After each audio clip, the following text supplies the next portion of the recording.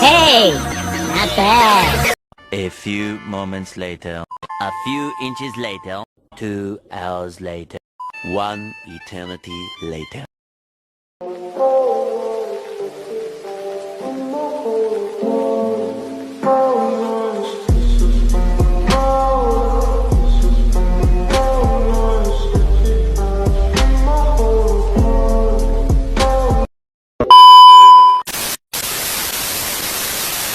Layangan hilang dicuri orang, atau rumah impian habis terbakar.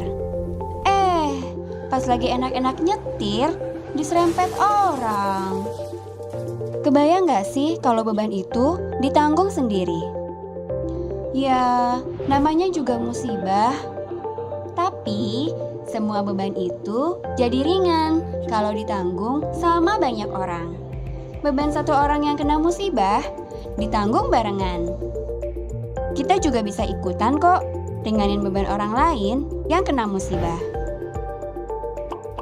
Begitu juga pas kita yang kena musibah, orang-orang bakal nolongin kita.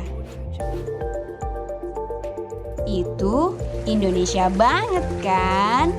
Yang suka saling menolong dan meringankan beban sesama. Itulah asuransi syariah.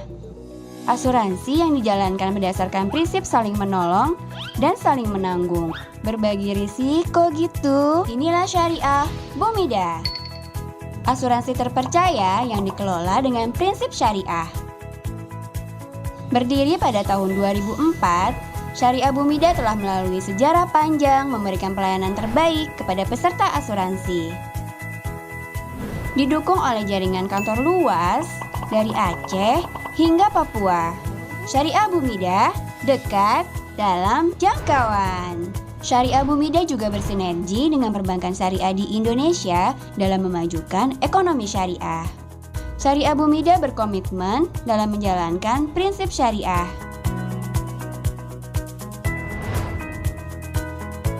Syariah Bumida memiliki ragam produk asuransi yang lengkap.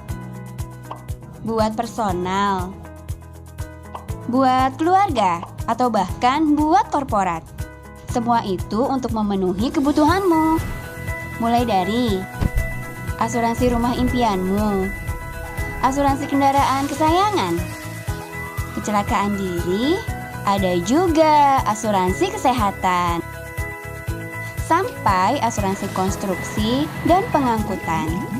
Buat kamu yang hobi jalan atau mau pergi umroh, jangan lupa ada Safarins.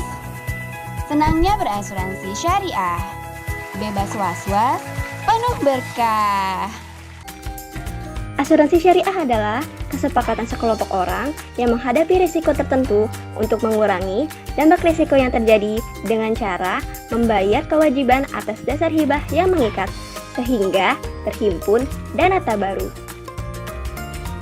Lalu, kenapa asuransi syariah lebih disarankan? Alasannya adalah asuransi syariah terhindar dari unsur-unsur muamalat yang diharamkan, yaitu riba dan gharar. Ada beberapa perbedaan mendasar antara asuransi syariah dan asuransi konvensional.